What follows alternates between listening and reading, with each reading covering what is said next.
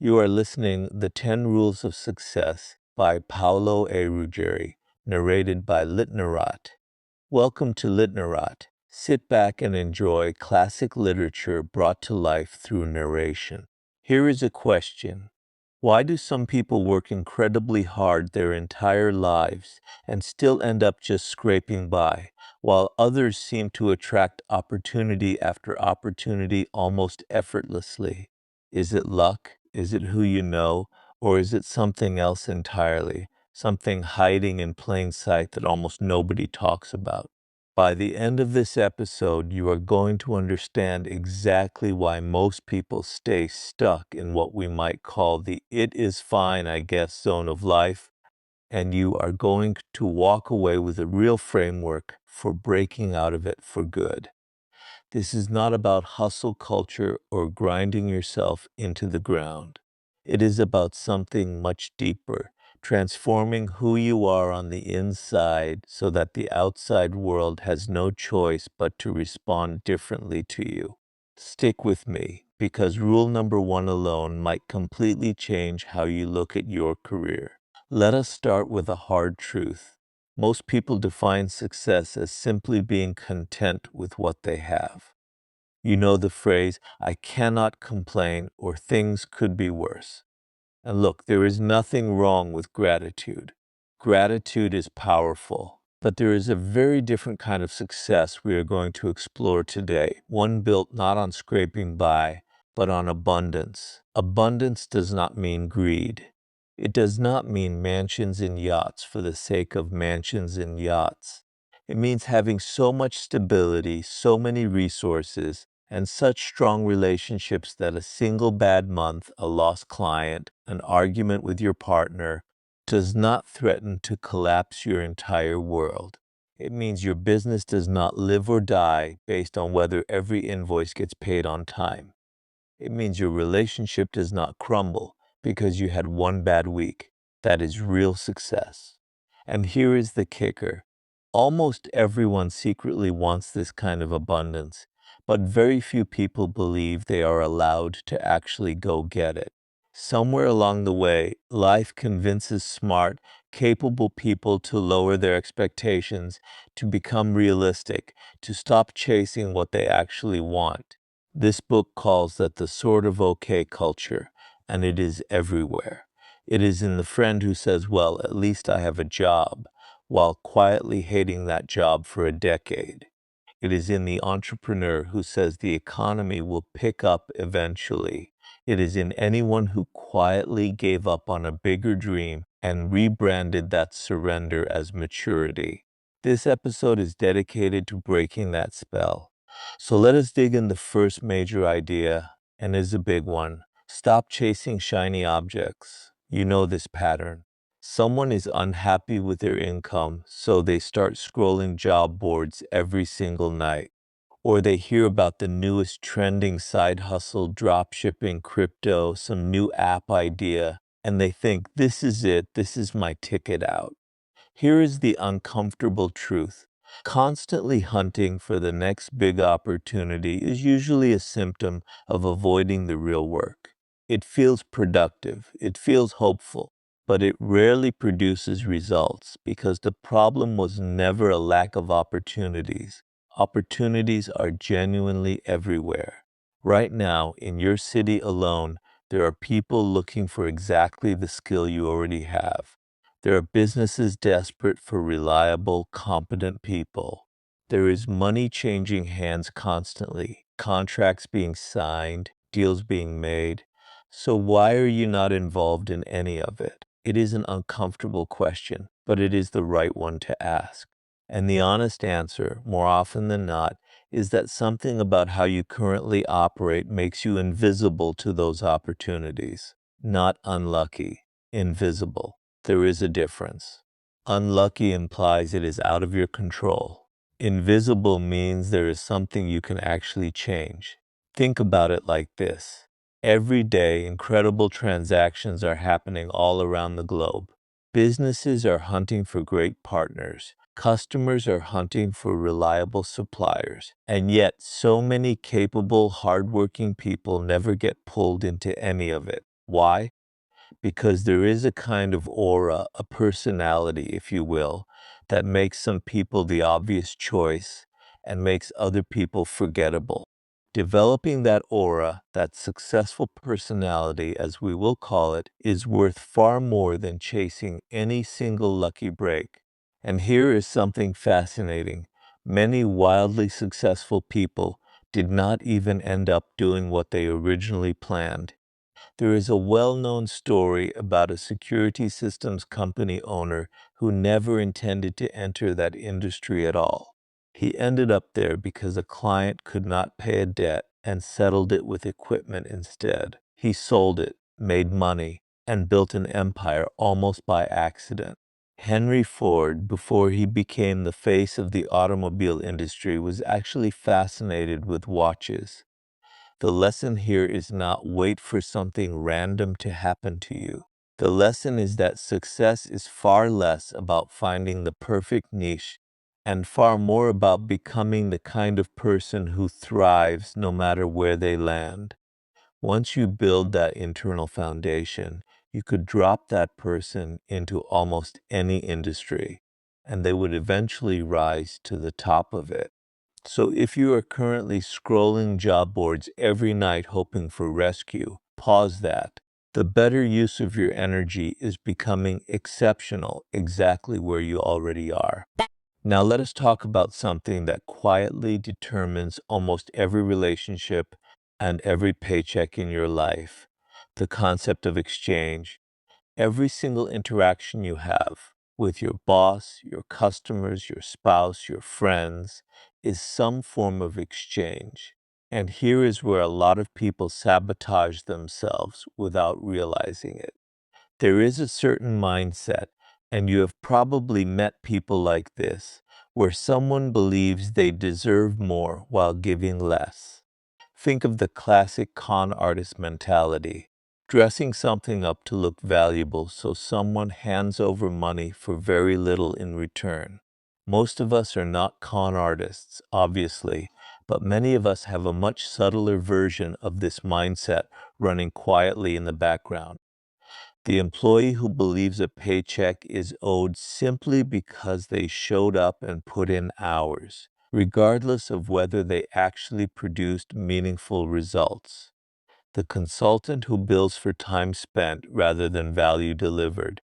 The salesperson focused on making the sale rather than on whether the client actually benefits from the purchase. Here is a metaphor that really nails this concept. Imagine a farmer waking up at 5 a.m. every single day, plowing, planting, watering, pulling weeds, fighting off pests for months. Eventually, a basket of ripe tomatoes is ready for market. Nobody would think it is strange if that farmer expects money in exchange for those tomatoes. But imagine if the farmer showed up to the market with an empty basket and said, "Well, I worked really hard. I want to get paid anyway." We would all agree that is absurd. And yet, so many people try to do exactly this in their careers. They want to be paid for effort, for hours logged, for degrees earned, for how long they've been at the company, rather than for actual results produced. If you have ever felt undervalued at work, this is worth sitting with for a moment. Ask yourself honestly, where are my tomatoes? What tangible results am I actually bringing to the table? Because the market in the long run does not pay for effort, it pays for outcomes. And this concept applies to every profession you could imagine. A great salesperson is not simply someone who convinces customers to buy a lot of stuff. A great salesperson makes sure the customer profits from that purchase so they come back for more and tell others.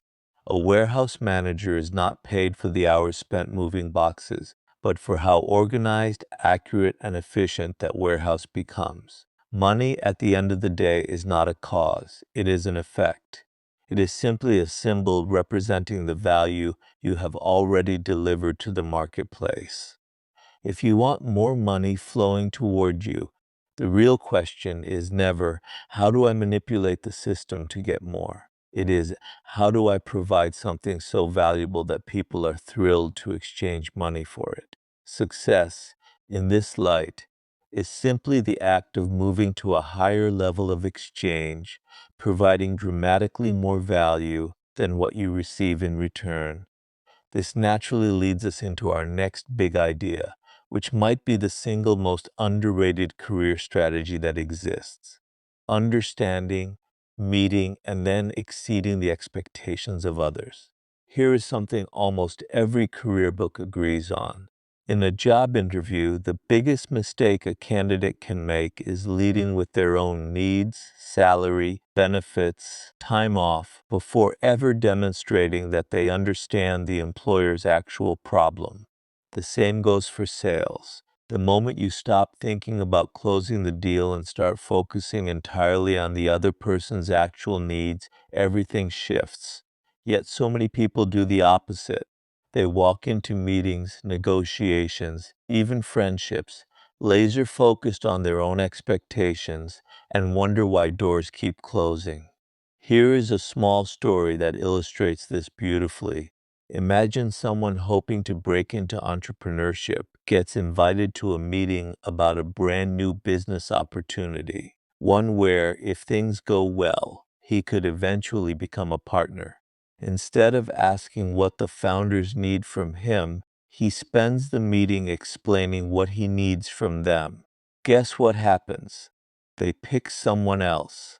Meanwhile, that someone else ends up managing dozens of clients and building enormous value, all because they walked in asking, "What do you need?" instead of announcing, "Here is what I need."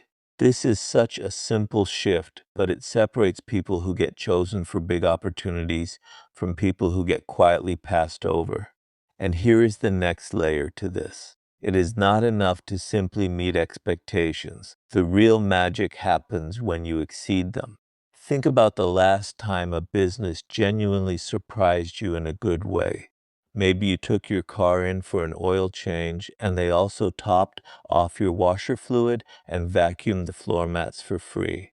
Did you tell people about that? Of course you did. You probably still remember that mechanic's name. That is the power of exceeding expectations. It turns customers into walking advertisements. It turns employees into indispensable team members.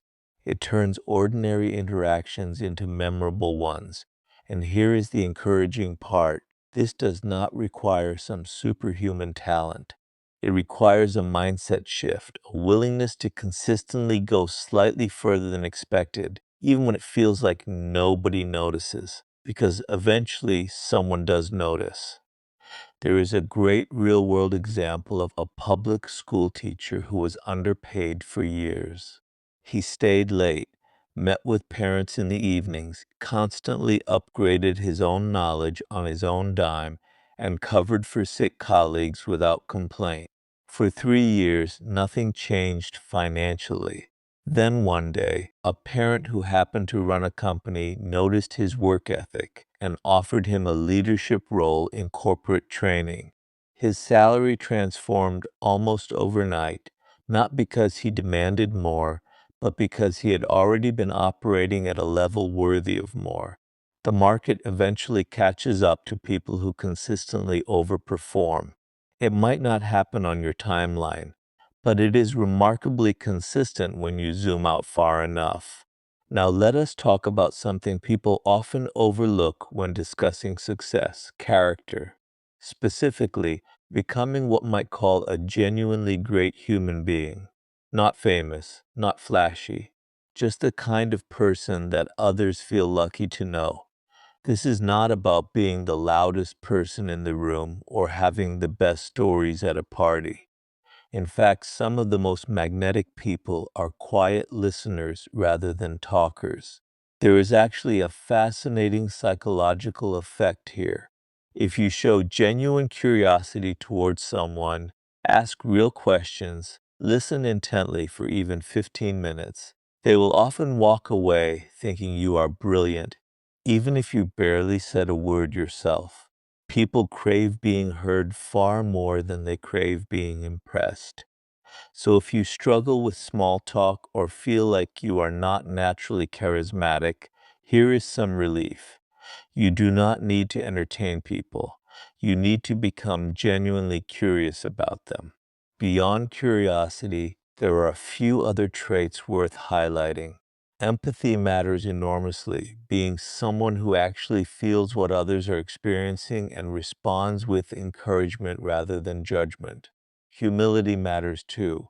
Notice how the most accomplished people rarely brag. Watch interviews with elite athletes after an incredible performance, and so often you will hear them redirect credit to their team or simply say they got lucky. That is not fake modesty. It is a mindset that keeps them grounded and likable. On the flip side, arrogance repels the very network of support that success depends on. There is also something we might call not taking yourself too seriously. Think about the manager who can diffuse tension with a joke rather than an interrogation when something goes wrong.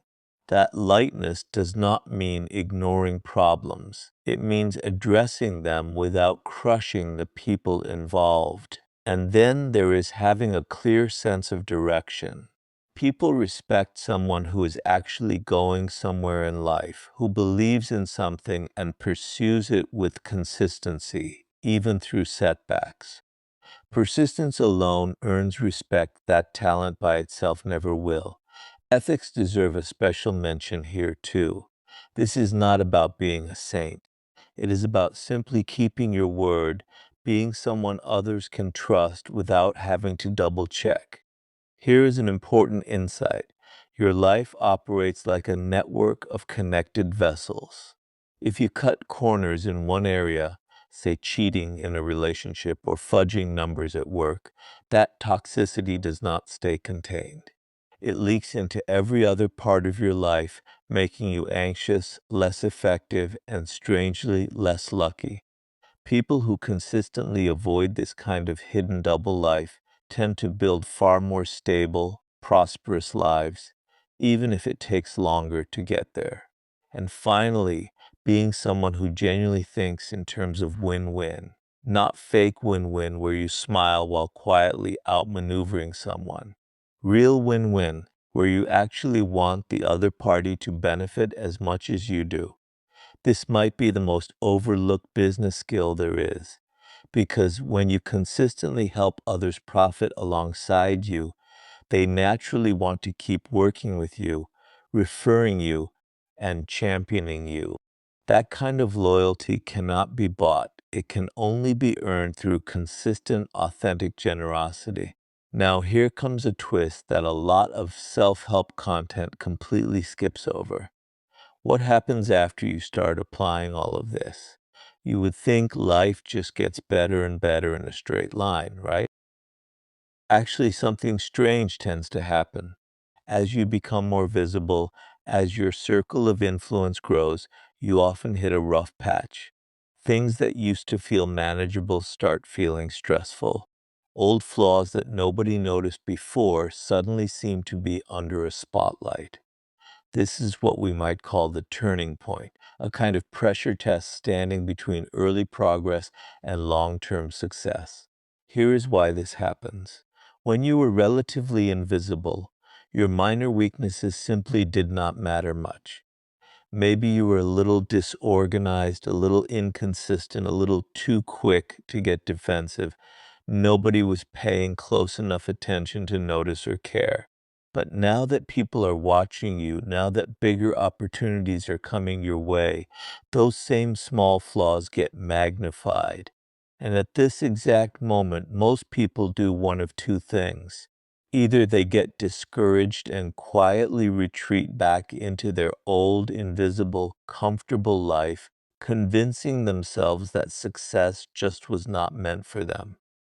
Or they push forward through sheer gritting their teeth, working themselves into exhaustion, and eventually burning out under the stress, even as they technically achieve certain external markers of success.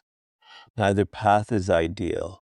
There is actually a third option, and it involves real internal change rather than either giving up or brute forcing your way through. This is where the idea, if you want things to change, you must first change yourself, becomes essential. It sounds almost too simple, but think about how often we blame external circumstances for our stagnation. The market is bad. My boss does not appreciate me. My clients are difficult. And sure, sometimes external circumstances genuinely are difficult, but here is a challenging exercise worth trying.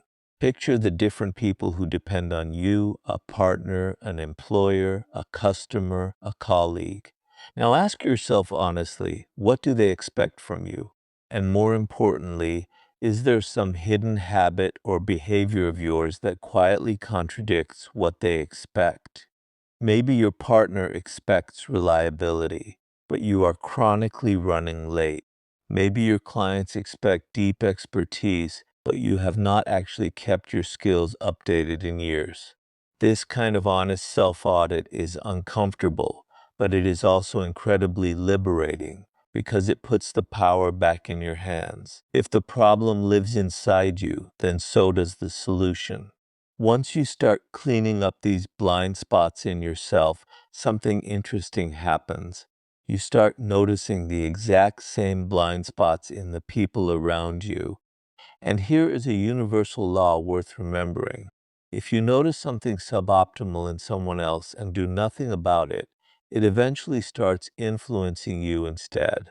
Picture a business owner who notices an employee being rude to customers but says nothing. Over time, she starts unconsciously tolerating, even absorbing, that same lower standard.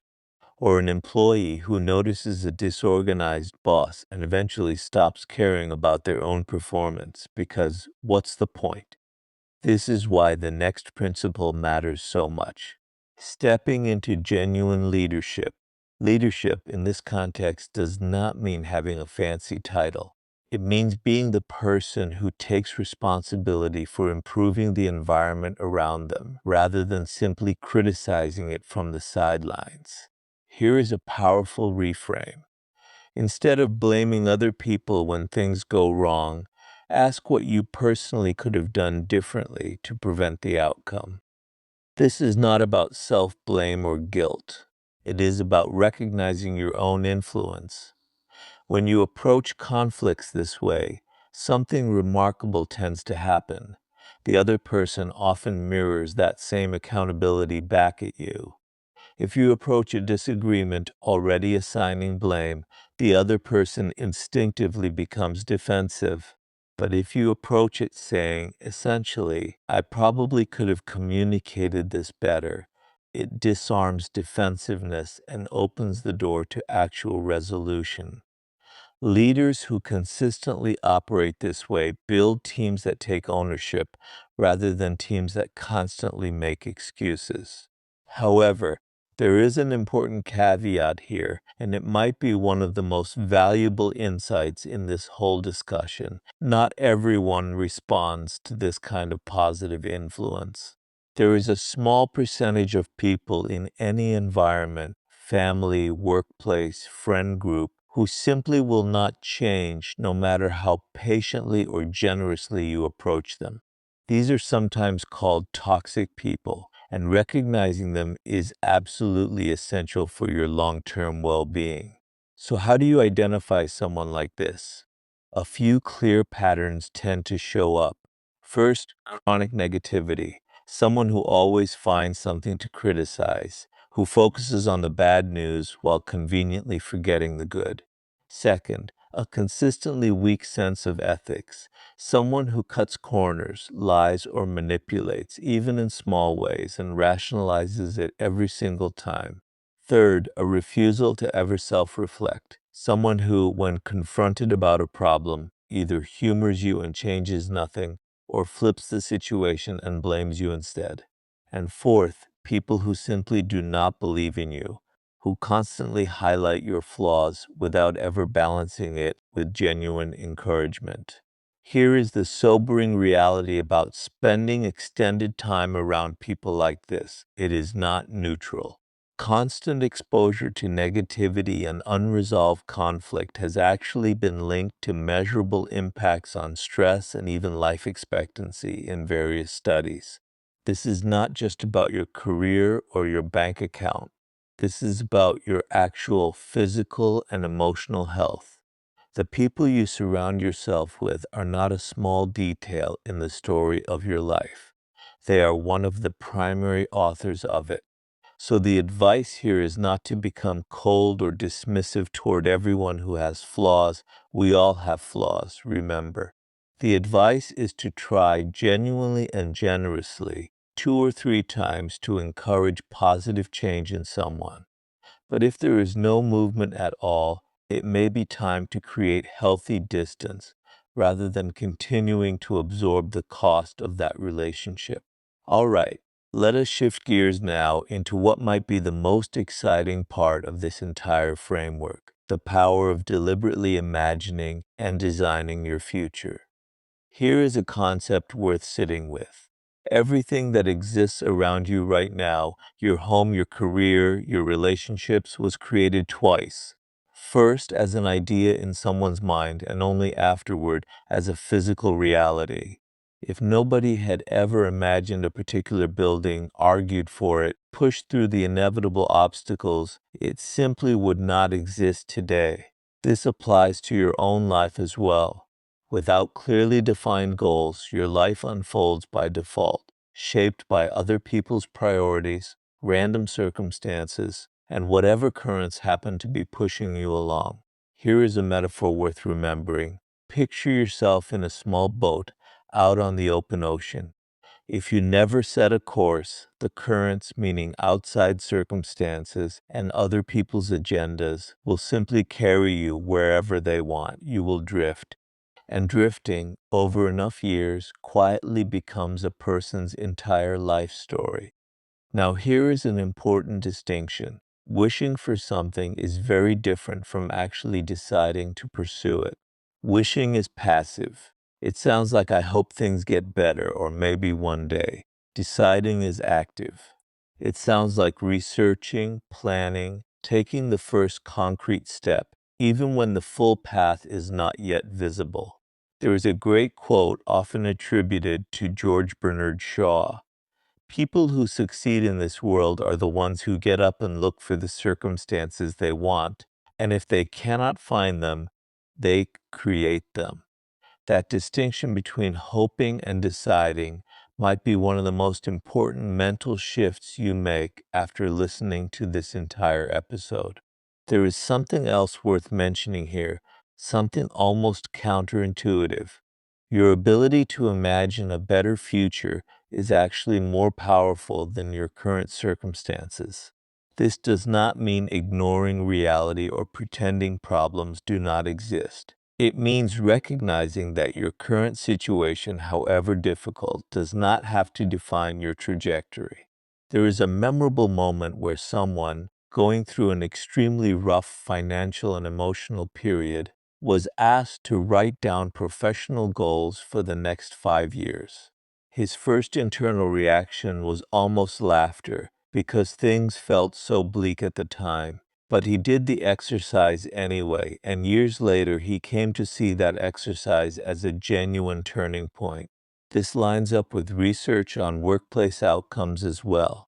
Certain studies suggest that a person's optimism and mindset can be a stronger predictor of future performance than even their prior experience or education. In other words, your track record does not have to be your destiny. What you decide to do starting today carries enormous weight. So here is a practical exercise worth actually doing, not just listening to. Take a piece of paper or open a notes app if you prefer and write down 10 specific goals you want to achieve over the next 12 months. Not vague statements like make more money or be happier. Get specific, exactly how much money, exactly what achievement would represent being happier. Studies on goal setting consistently show that people who write down clear, Specific goals feel dramatically more confident and more likely to make actual progress compared to people who simply keep goals as vague mental wishes. There is even a famous, often cited story about a group of graduating students where only a small percentage had ever written down clear goals, and decades later, that small percentage had accumulated more collective wealth than everyone else in the group combined. Whether or not every detail of that story holds up to scrutiny, the underlying principle is sound and echoed across decades of behavioral research. Clarity creates momentum. Here is something you should expect once you start pursuing meaningful goals, because knowing this in advance will save you a lot of unnecessary despair. Almost immediately after committing to a big goal, obstacles tend to show up. Not eventually, almost immediately. It can feel like the universe is testing whether you are serious. There is a personal story about launching a first book by testing interest through an email list of a few thousand existing customers, expecting a strong response. After 8 weeks, only 2 books had sold. 2. It would have been so easy to conclude the whole idea was a failure and abandon it right there. Instead, the decision was made to keep going regardless of that discouraging early data. Within a few more weeks, orders passed 500. A few months later, several thousand, all before even signing with a publisher. That book eventually sold over 100,000 copies. The lesson here is not never listen to feedback. It is that early setbacks are often simply part of the process, not proof that the goal itself was wrong. If you give up at the very moment things get difficult, you will never find out what might have happened if you had pushed through that initial resistance. Let us also talk about time perspective, because this concept quietly explains an enormous amount of the gap between people who build lasting success and people who stay stuck.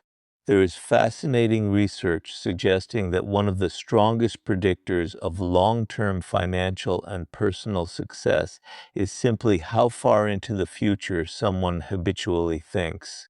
People who consistently choose long-term payoff over instant gratification, staying in to study a new skill instead of going out, investing time in a difficult client relationship instead of chasing a quick sale, teaching an employee properly instead of just extracting immediate labor from them, tend to build compounding advantages that eventually separate them dramatically from everyone chasing short-term comfort. This single idea, delaying gratification in favor of long-term payoff, actually threads through every single principle we have discussed today. Working hard in your current field instead of chasing the next shiny opportunity, giving more value than you are currently paid for. Investing in relationships without immediate payoff. Doing the uncomfortable internal work of self-reflection before external results appear. All of it requires trading a small, immediate reward for a much larger, delayed one. There is one more idea here worth sharing, something almost mystical in how consistently it shows up in people's lives once they start paying attention to it. Call it the seed of opportunity hidden inside disaster. This is not the shallow forced positivity of everything happens for a reason. It is something more specific. Painful setbacks, breakups, layoffs, health crises often end up planting the seeds for entirely new chapters of life, chapters you could not have accessed any other way. There is a story about a period of serious personal turmoil involving both a painful breakup and a harsh professional setback, both happening within the same difficult summer. At the time, it felt like an unambiguous disaster. Years later, looking back, that exact disaster turned out to be the very thing that redirected an entire life path toward eventual success, a path that would never have opened up otherwise. There is another example involving a serious back injury that forced several months of complete physical immobility. Rather than wasting that time in despair, that period became the exact window used to write a book that eventually became widely successful. The forced pause, originally experienced as devastating, turned into unexpected creative opportunity. The important nuance here is that you usually cannot see the seed of opportunity while you are living through the disaster. It only becomes visible with hindsight, and only if you keep moving forward instead of collapsing into permanent bitterness. Finally, let us land on what might be the single most important measuring stick for genuine success, one that has almost nothing to do with your bank account. True success is measured by the success of the people around you. Think about that for a moment. Wealth alone does not indicate success. History is full of extremely wealthy people whose lives were ultimately miserable or corrosive to everyone around them. Fame does not indicate it either. Plenty of famous people fall from grace or live deeply unhappy private lives. Power does not indicate it. Many powerful figures end their lives isolated, feared rather than respected. The real marker is this: are the people in your orbit thriving because you are in their life? Are your employees growing? Is your partner flourishing? Are your friends better off for having known you? This reframes the entire pursuit of success from something purely self-focused into something almost communal. And there is a psychological bonus tied to this too. When you genuinely help someone else improve or succeed, something shifts inside you as well. Teaching someone a skill tends to deepen your own mastery of it. Helping someone gain confidence tends to boost your own. It is not simply moral, it is strategically brilliant, because lifting others up quietly strengthens you in return. So let us bring this all together. Real success, the abundant, sustainable kind, is not about finding the one lucky break or landing the one perfect opportunity. It is about becoming the kind of person who naturally attracts opportunity because of who they have become. It starts with refusing to chase shiny distractions and instead mastering exactly where you already are. It requires shifting from wanting to be paid for effort toward actually delivering real, tangible value, remembering always to ask yourself, where are my tomatoes? It demands genuinely understanding and then exceeding what others need from you, rather than leading with your own demands. It requires becoming someone people actually enjoy being around, curious, empathetic, humble, light-hearted, ethical, and reliable. When the inevitable turning point hits, when growth suddenly brings friction and stress, the answer is not to retreat and not to grind yourself into exhaustion, but to look inward and clean up the blind spots that visibility has exposed. From there, real leadership means taking responsibility for your environment rather than simply criticizing it, while also having the wisdom to create distance from people who consistently refuse to grow, no matter how patiently you try. And finally, none of this matters without a clear vision, written down, revisited often, pursued with a long-term mindset that can withstand short-term setbacks. Because those setbacks, as uncomfortable as they are in the moment, often carry within them the exact seed of opportunity that changes everything. If any part of this resonated with you, maybe you recognized yourself in the person chasing the next shiny opportunity, or maybe you realized you have been quietly tolerating a toxic relationship for far too long. Take a moment today and actually write down 3 goals for the coming year. Not vague ones, specific ones. That single action, small as it seems, tends to set surprising things into motion. Thank you for listening to Litnarrate.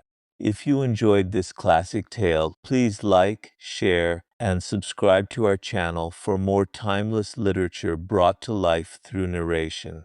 See you in the next story.